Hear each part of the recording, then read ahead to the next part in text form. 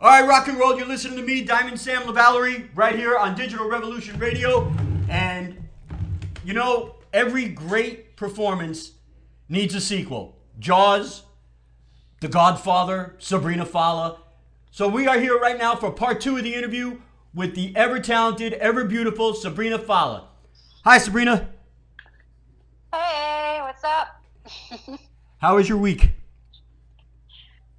Long. Yeah, I know. The days are short, but it's long because it gets dark faster. But my God, it feels forever, like it's forever.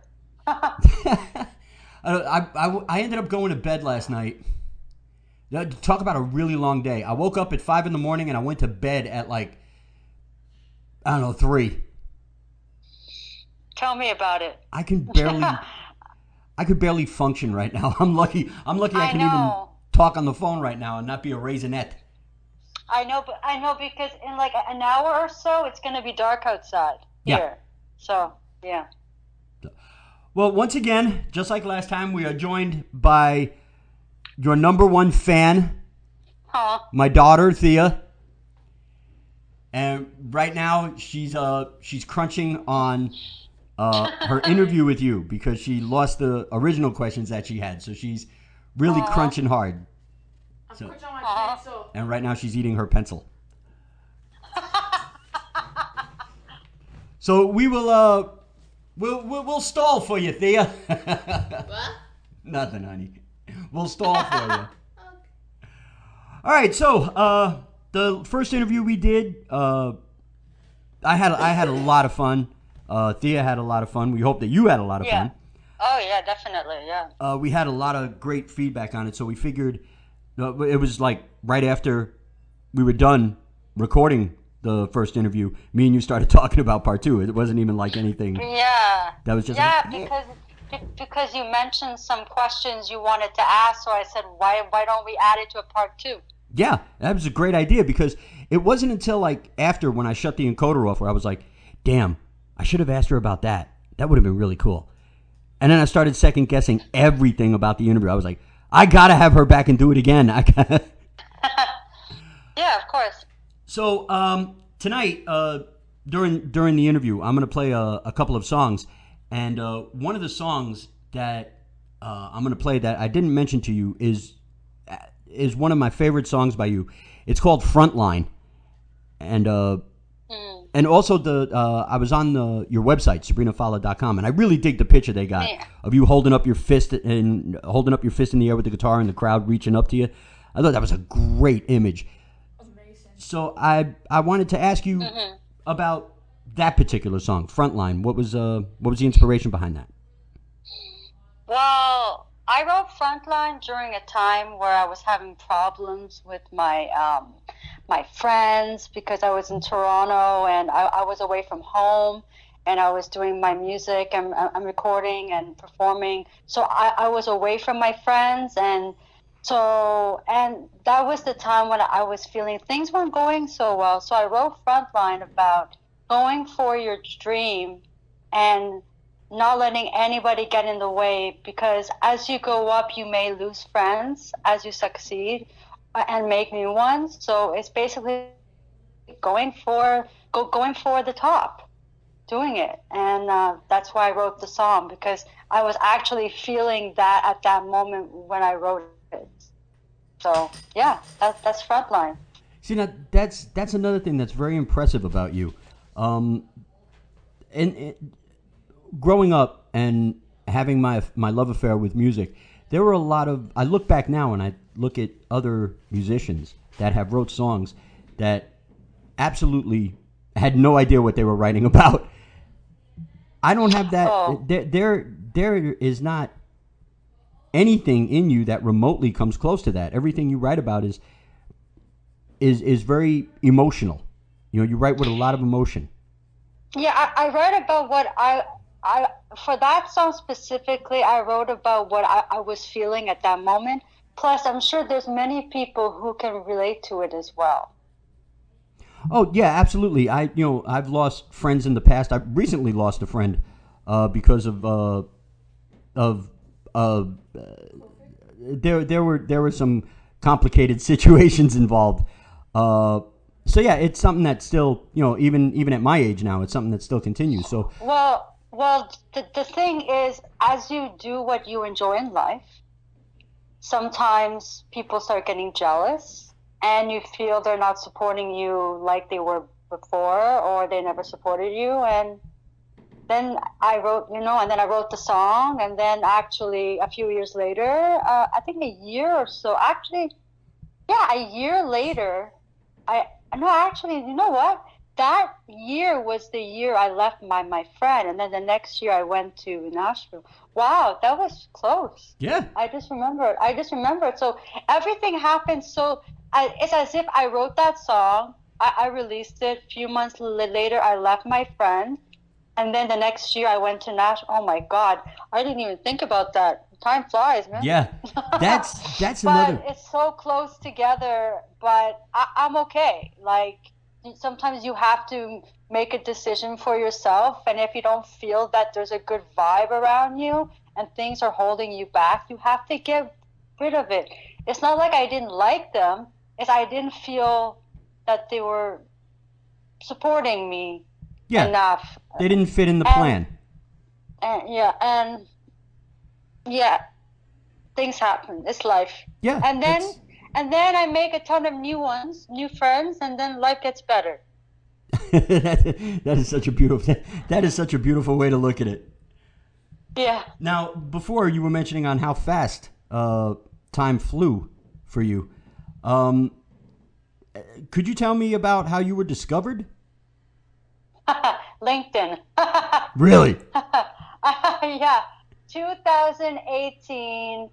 I don't remember the month because it was a shock, but I remember it was 10:30 at night, and after a year, I didn't even look at LinkedIn. I'm like, you know what? I'm just gonna check my email, check it, see if I got anything. I'm so lucky. I checked it that night because I got an email from someone saying that they want to help me, and then they were talking to me for a while, and then they suggested I contact Dance Plant Records in Montreal, 2 hours from me, to work with them. And I contacted the label a few months later, January 2019, they signed me. So yeah, LinkedIn is was the site that got me discovered. Now how the guy found me, no clue. Wow. That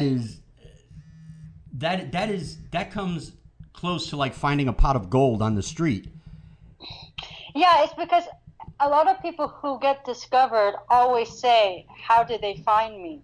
Well, I guess if you do a lot of marketing and promotion online, your name goes around, and maybe he was searching something and my name popped. Like it could have been that minute that my name popped up.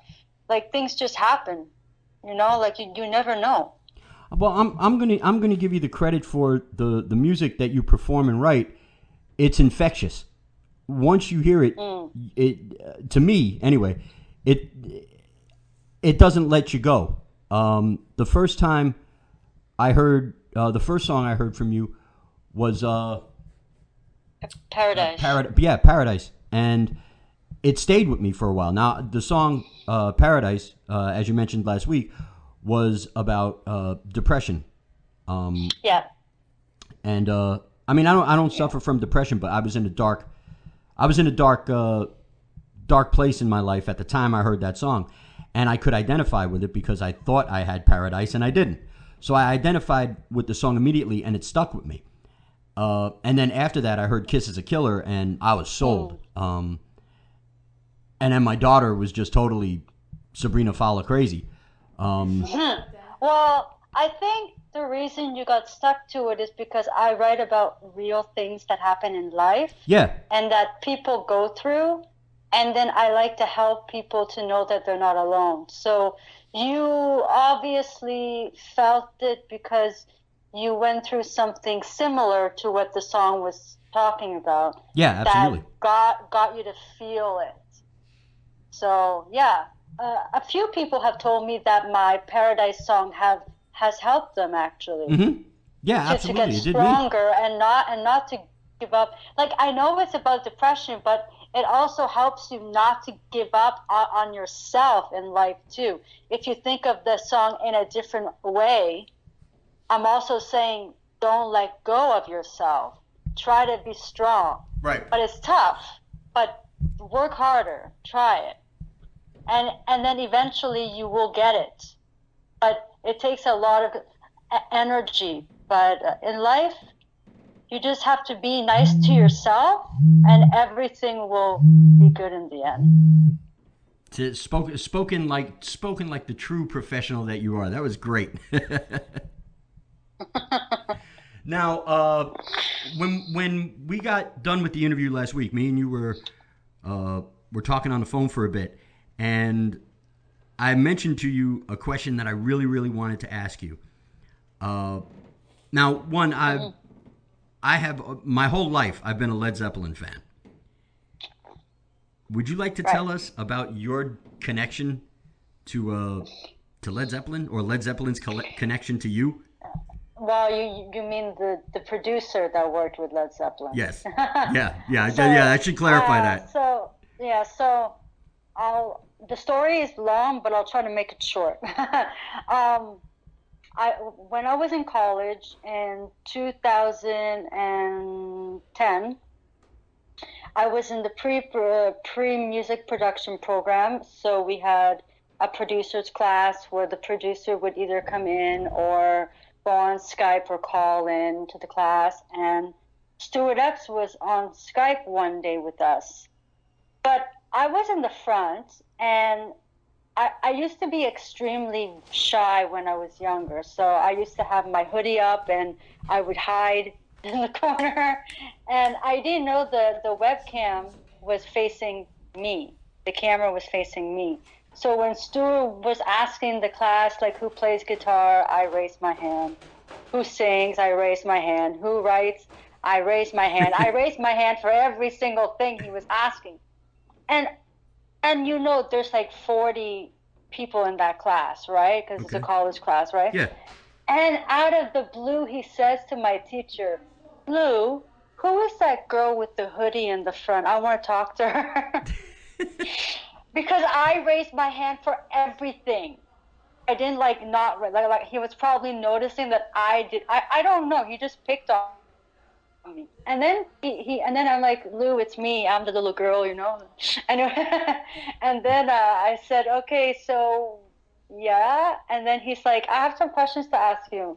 I'm like, okay. He's like, do you follow the proper songwriting structure? I'm like, oh, like A, B, A, B, C, A, B, A, B, or whatever. He's like, yeah. I'm like, well, not really. Because at that time, when I was writing, I was just writing for fun, and I wasn't following a technique. Yeah. And then he kept on talking and talking, and then he asked me if I had a demo. Wow. In class. And then I'm like, yeah, I have some songs. Why, you want to hear it? Yeah, I actually want to hear it. And then he says to my teacher, Lou, please give her my email after class. I'm like, oh my God. And everybody's looking at me like, what the? And then Lou said, see what I told you guys? Anything can happen at any moment. So after class, I get the email, and I run out to my dad saying, I think I just got an opportunity with Stuart Adams. And I'm like, what, 20-something years old? I'm like running to the car. Oh my Lord. But back then I was embarrassed because I'm like in front of 40 people. I was like so shy and everything, but nobody said anything to me. I think they were just shocked by why he chose me, and I still don't know why he chose me. He never told me why. But then then the next year after I finished college, I went to England and we recorded, and it was fantastic. But oh my goodness, that's how I got to Stuart Epps, and that's how I knew about Elton John and Twisted Sister and Led Zeppelin, and I actually sang on the mic that they sang on, and oh man, yeah, yeah. You're lucky. You just shouted out, "You're lucky." I know. I didn't meet them, but I felt their soul in the room. That's that's amazing because I could just like I said, I was a diehard Led Zeppelin, and the fact that you also worked with people that worked with Elton John, Twisted Sister, that just speaks volumes for your credibility, because these people that worked with these great bands see greatness in you in order for you to be, I guess, Yeah. associated in some way with Yeah. Elton John, Twisted Sister, Led Zeppelin. Now, Yeah. we mentioned last week that you also worked with the drummer from Kelly Clarkson. Yes. Oh my God. Yeah. So when I was in Nashville, doing my EP for the Kiss is the Killer EP, I was talking to the session players, and it just so happened the guy I was talking to, I'm like, I love Kelly Clarkson. He's like, yeah? Yeah. Well, I drummed for her. I'm like, oh shit. Give me 5, man. Yeah. So I actually got some. Well, my drums were harder than Kelly Clarkson because she's a poppy singer, Yeah. pop rocker. I wanted more heavy drums, but I got the Kelly Clarkson drummer on my album, so I got some Kelly Clarkson feel, I'm sure, there somewhere, but yeah. But for every sound you want, the drummer will play differently for that style. So Yes.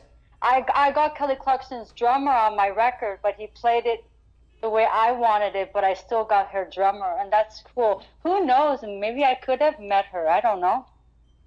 But the whole thing about this is I was in the studio where Dolly Parton is always there.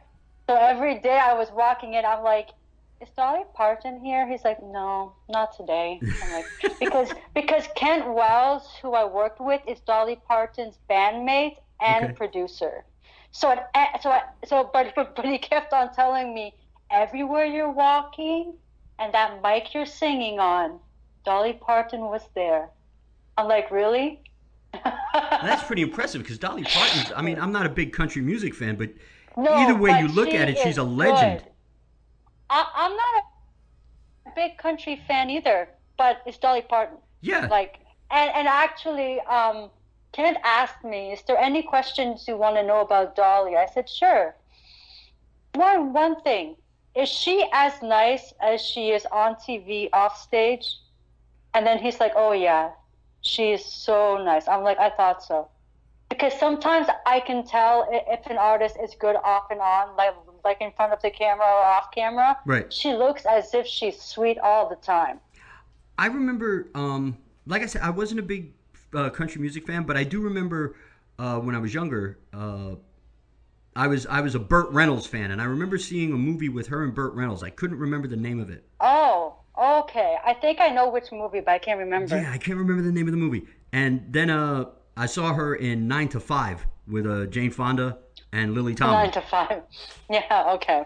And even though I wasn't a big country music fan, I had a crush on a little minor crush on Dolly Parton. Just like every boy. Jolene. Yeah. The girl that tried to take her man. Yeah. Now, I would like to talk about your first performance. My very first performance. very I first remember it. Well, do you want the first performance like I did in a competition, or the first performance I did as my first gig I ever did in front of a crowd for like my own show? Oh, this would be a beautiful segue. Let's talk about your first performance in a competition, and then we'll play Frontline, and then we'll Okay. After Frontline we'll talk about your first gig, your first professional performance. Perfect.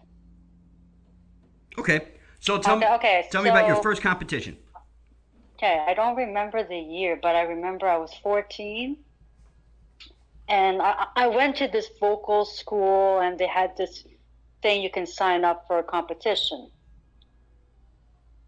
Okay. So I signed up, and I decided to sing One Day by Simple Plan. And to this day, every time I sing that song, I'm like, thank you, Simple Plan. So So yeah, I went up on stage and I sang, and they were checking off the performance, I guess, or what I did right or what I did wrong or whatever. I got 80 and I passed and I won the contest. But the thing about it is, before I got on that stage, I was crying for 2 hours. Oh, I man. was nervous. But I got on stage and I did it and I won. And that was when I told myself, I like this. I'm going to do it. I'm going to go and pursue this. I really enjoy it. But I had to go through a lot to build up confidence because I was shy. Right. And my head was always down, not up. So I had to get the confidence. But now I'm a lot better. But sometimes if I'm really shy, I do still put my head down. But I think that's just a thing that people do if they're a bit uncomfortable in the situation. Yeah, because I do that. Yeah. I always do that. So and Thea is yeah, you were right what you said last week, that Thea reminds you so much of yourself, because that's Thea. Thea walks around with her head down. If there's more than 2 people in the room, Thea's head goes right into her chest. I used to do that. Now I'm like talking and say, why aren't you talking? I'm the opposite now. All right, so. But sometimes I don't want to be talked to, so I put my head down for just so you know, it's my excuse of don't talk to me. There's ways to use it too. All right, so with that being said, rock and roll, here is Frontline by Sabrina Fallah.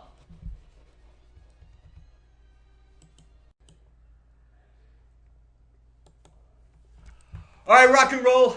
That was Frontline by... How come this ain't...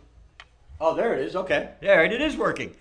That was Frontline by Sabrina Fallah. And before the interview, we played Didn't Last, which was another great song by Sabrina Fallah. And we're back. We were just talking about your first time on stage in a competition.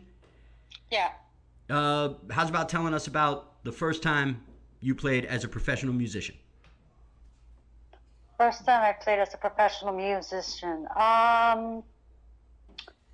For some reason, my mind is telling me it was 2010. And I did my very first charity event for the SPCA. And it was to save the dogs, from what I remember. Save the dogs from cruelty and loneliness, don't hurt the animals, Right. Don't hurt the animals. And I actually sang a Green Day song. I'm trying to remember which one it was. Oh yeah, 21 Guns. I sang that one. Okay. Because I remember it, like that. I remember that's the song I sang, and the audience really, really liked it when I sang it. I got a lot of good reaction.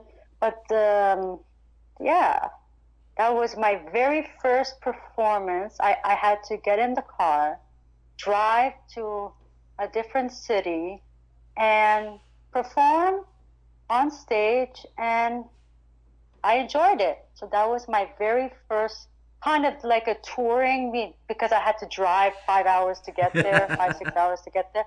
But the best thing about it is I was saving the dogs. Why not? Yeah. And yeah, so yeah, and yeah. That's That's pretty awesome.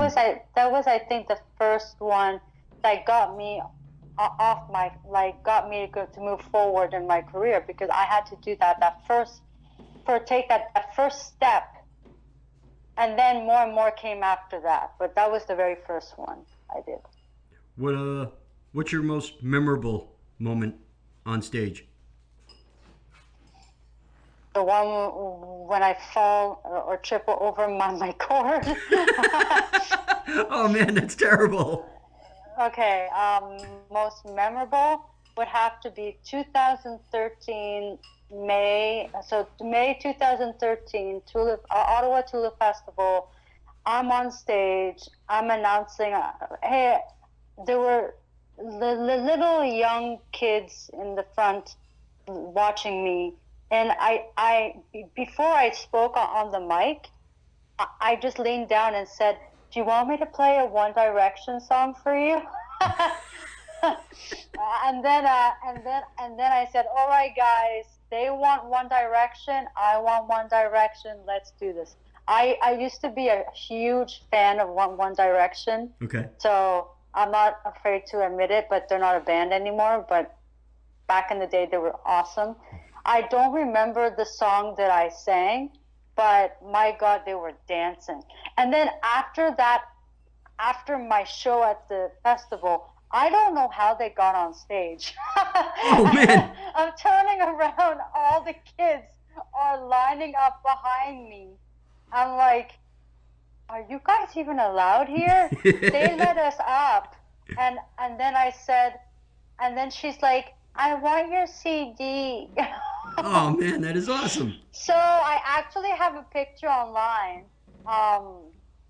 that shows all the kids and their parents. I think their parents or just the kids holding the CD next to me after my gig. Took a picture, and I'm like, wow. Because normally they don't let you on the stage. Yeah. But I guess that day they said, "Go up." I'm like, wow. But yeah, that was a very good time, and that was when I was starting to do festivals in 2013. So yeah, wow, time flies. That is an amazing and I remember story. that. Yeah. No, you got to send me that picture. I remember that. Yeah, it's on Facebook. Yeah, I'll show it to you. I want to see that picture. That picture just sounds great. Yeah. All right, so now let's talk about the scariest moment you had on stage.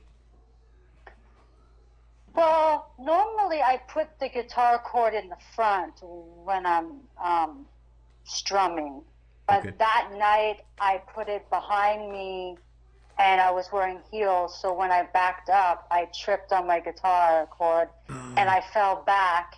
And the funny thing is, I'm like, "I'm okay, guys. Let's continue," and I'm laughing. But the best thing about being on stage is when something goes wrong, I laugh so people don't think like anything serious, because Right. I don't want to spoil the whole fun of it. Yeah. I literally shouldn't have done that, but since that day I never wore heels again because it just, but I don't know why it was behind me. I always put it in front of me so I don't trip, but my God, I don't know how it got behind me. It must have been a longer cord, but it's okay. And I actually fell back when I was just strumming, so I wasn't singing. So at least it wasn't me singing and falling back. Oh man, that would have been terrible. Then that would have been even worse. But these things happen. Another, I can talk about a very bad time when the sound, not mentioning the name or the venue, but when I was singing and going high in my vocals, the sound guy reduced my mic. And Wow. I literally, I had to back away from the mic because he was turning the mic down. I literally told him after the show, when a singer goes high in their voice, you raise the mic. You don't reduce it, because I'm backing away from the mic. He didn't have to touch my microphone. I was so pissed. Yeah. But because if that could have strained my voice. I was lucky that I moved back fast so I didn't hurt myself, because the mic is supposed to be leveled that you move back away from, and then the sound guy should not touch it. Absolutely. I can sing with any kind of mic at any level, just do not touch it. If I tell you to raise it, do not go down. It's fine. And the mic should always be a little louder than the guitar so people can hear the voice. Mm-hmm. But he was pulling me up and down. I'm like, oh Jesus, this guy's gonna kill me. So I just stood back from the mic, because that was an open mic too. That wasn't even a gig. That was Wow. an open mic, but ever since that night, I never went back there again because they got a new sound guy after the old one left, and I said, damn, now this is not good. This is not good for me. So. No, definitely. In that position, you have to think of yourself. Other than that, I have gone over time by accident on my set. I got pulled off. That was funny. Yeah, you were mentioning that last time. Yeah, that was funny. But other than that, overall, my experience on stage has been very good. It's just once in a while you get these odd little problems, but that's how it is. But that's why I have my own gear. It's called a PA system that I can carry around. Right. So nobody touches my volume control. So you set that yourself? Yeah, I actually have put it away that when I'm practicing, I marked it. So I know here's the guitar, here's the mic, and for when I practice at home, it's different than when I'm in public, because outside is different. Right. But yeah, I do carry I used to carry it a lot when I could perform, and it was very good. It's heavy, but you just face it towards you and just control the thing and plug it into the speakers they have at the outside venue or wherever, and it goes out and everybody can hear you. And the best thing about it is nobody's touching your equipment. Yeah, you're in complete control of it. Yeah. Yeah, that's sometimes since that day the guy did that to my mic, I have been told you've got to go tell these people what you want, and I do, but sometimes they just don't listen. Yeah. They want things their way. Well, excuse me, I have a voice that I don't want to lose. No, I would have been. I have a reputation of when I'm doing a show, and if I feel that someone's screwing with my show, I on air I'm very professional. I keep it very level, but when I get off air, I usually pop a gasket and let them know, hey, look, you're not going to do that to me again. You know, yeah. And the best thing is the mic should be louder. So I don't know why he was reducing it, but I don't want to blame him because maybe he touched the wrong knob, but I did have to go and tell him what he did, because he could have given me a strain in my voice. Right.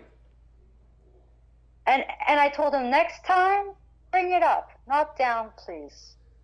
And also, if you're gonna bring it down, can you let me know that you're doing it? Because they should not be touching your equipment unless they give you a sign. Absolutely. Because I'm singing. But that only happened once, thank God. Yeah, Never really? again. No, because I carry my own stuff now. No one's, unless I'm at the festival, I never have a problem. I'm always having to tell them to make it higher, but they never reduce it. The only thing that they do is they do like a 2-minute sound check, guitar plugged, mic going, and as I'm singing, they're raising the volume. Right. But they're not reducing it. And then at some point, I give them the sign, like, okay, it sounds good, you don't have to touch. Because, but at the festivals, because it's outdoors, they have to make it loud so it goes out. But I've never had problems at festivals. No. Well, that's good. Knock on wood. No, festivals, never had any. I don't think I even told them they did anything. No, I think the festivals have been the best experiences. And also the open mic was at a bar, so those places can be hard. But I have played at a bar, and the sound system was so good that night. And actually, I forgot the name of the place, but that bar actually closed down because of the pandemic. Oh, right, yeah. Their business went under, but But I had the best experience there, best crowd, best sound guy, best everything was perfect. But it's so sad that their business went down. Yeah, that is terrible. That's been happening a lot. You know, Yeah. a lot of places that I used to frequent in the city. A lot of them are closing down. Great restaurants and bars and stuff like that. I know. It's so sad because they were doing so well. And and because of this virus, a lot of people had to stop working for months and months, and then the business loses the money, and then Yeah, they can't make it up. And oh, some people just don't want to lose their business, yeah. No, because really. because they work so hard to build it up, and now they lost it just because of the virus. It's so sad. Yeah. All their hard work. Yeah, Yeah. you could see it times when I go through the city. You could see it where things are now areas that are boarded up on Fifth Avenue. I mean, this is Fifth Avenue in New York City. You never see anything boarded up. There are stores now that are boarded up. Stores that were there forever. Are now just Yeah. gone. So it's really sad of what's happening Yeah, to yeah. the There world was now. a restaurant in Toronto I used to go to every time I traveled there. Closed. Mm. My favorite dish was the maple salmon. They would fry the salmon with maple syrup and some pecans. Oh, Oh man. I know it was the best dish, and their margarita was All right, now you see and now. their dessert. Now this is going to lead to another problem, Sabrina, because we keep talking about food. We're going to have to do Sabrina Fallah 3 on the cooking show. No, but I'm just saying, like, such a good restaurant, so good, and they were so busy, and because of so many months being closed, Right. it's just so sad. Yeah, it really is. I see it all through the city, Manhattan, Queens, Brooklyn, and I see it in upstate New York where I live now. A lot of the places are closed down. The town I live in, right before COVID hit, was thriving. It was building itself up to be bigger, and once COVID hit, it just stopped. Everything is down now. So yeah, it's a shame on what's happening to us. But again, we try to stay optimistic. We try to stay positive about it. We'll get past it. Yeah, we will, but it's just so sad that a lot of people have lost their businesses, and yeah. Well, Thea is ready for her questions. Right. And she's all excited. Thea, would you care to take the mic? Okay. Hit it. What were you forced to do something you don't like? Let's just say, Let's just say. yeah, in life, you're always pushed to do some things you don't like, but you don't have to do it. Like, I've had producers tell me to change into pop because they thought I would be more successful being a pop singer. I said, you know what? I'm going to walk away from me. I'm going to go work with somebody else that actually wants to do what I want to do and believes in me. So, yes, they can push me, but it never happens. That's rude. Okay, so how Yeah. do you learn how to pose? How to... Pose. What do you mean pose? Like for a picture? Anything.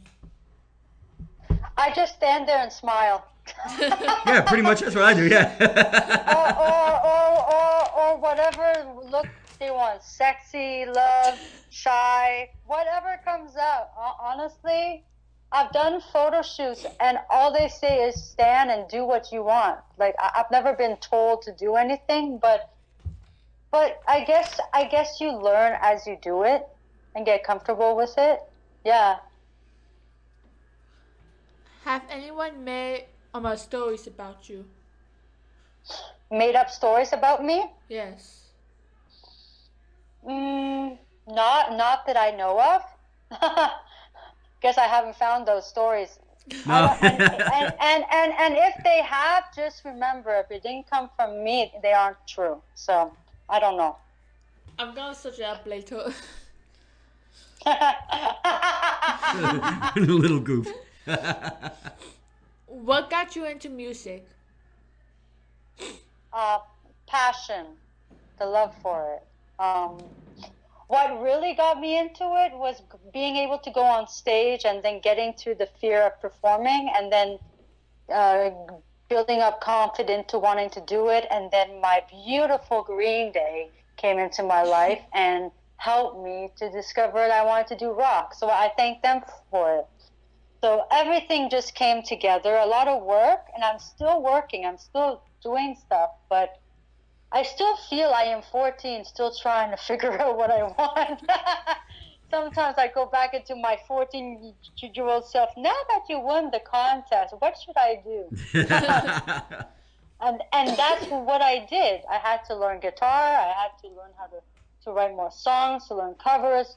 I had to do things fast to get on performing because time goes fast and you want to go.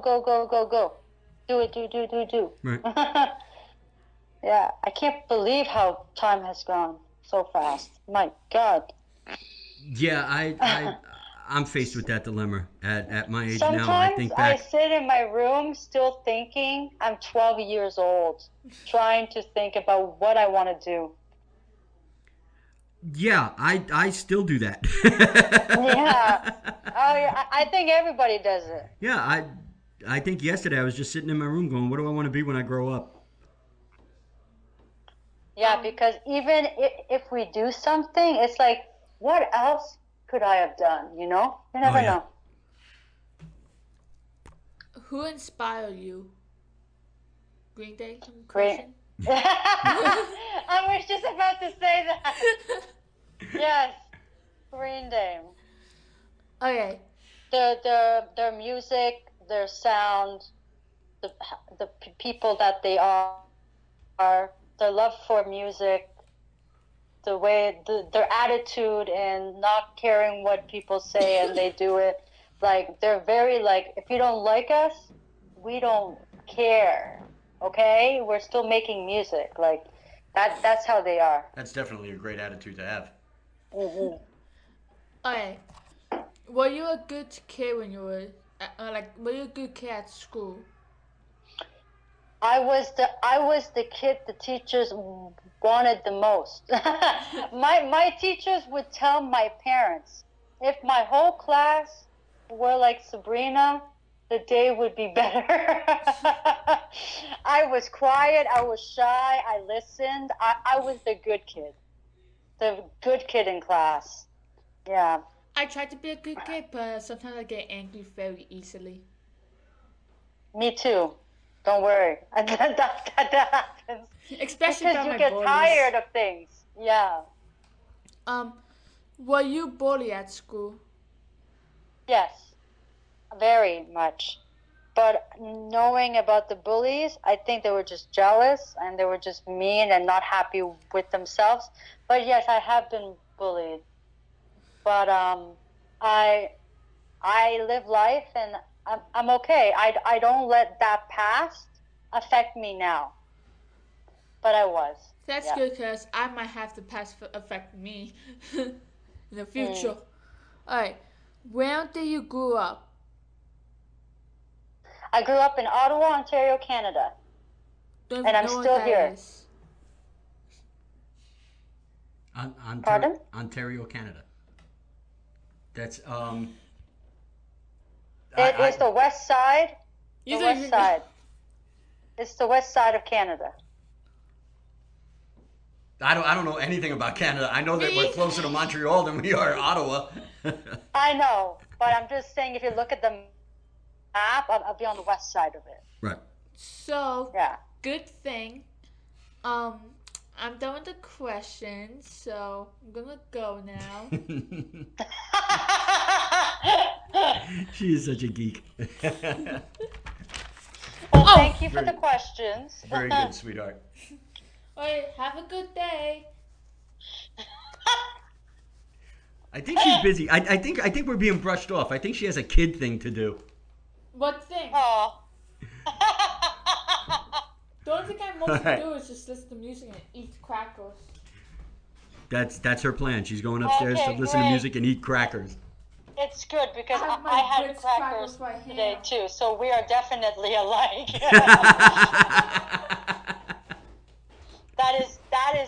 That is awesome. Like I literally had crackers and peanut butter not long ago. So yeah. Well, Sabrina, again, this has been a lot of fun. I want to thank you very much for coming on to the show. Oh yeah, thank you. And if you ever want me back, just let me know. Absolutely. Absolutely. We're going to do this again, right? Yeah. Absolutely. How about like in the new year when I have more things I can talk about, newer things coming up, because it's getting close to 2021. Oh my God. Yeah, that's right. Yeah. Hopefully 2021 will be better than 2020. We can just, all we have to do is stay positive. Yep. And yes, definitely. Anytime you want to come on this show, you please let me know. You're just a joy to talk to, and my daughter, you're my daughter's musical idol, but you're also one of my favorite people on the planet.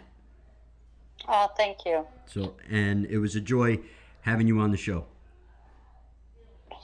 Thank you for having me, and I'll be back soon. Incredible. Awesome. We're going to polish this off with Kiss is a Killer by the ever beautiful, ever talented Sabrina Fallah.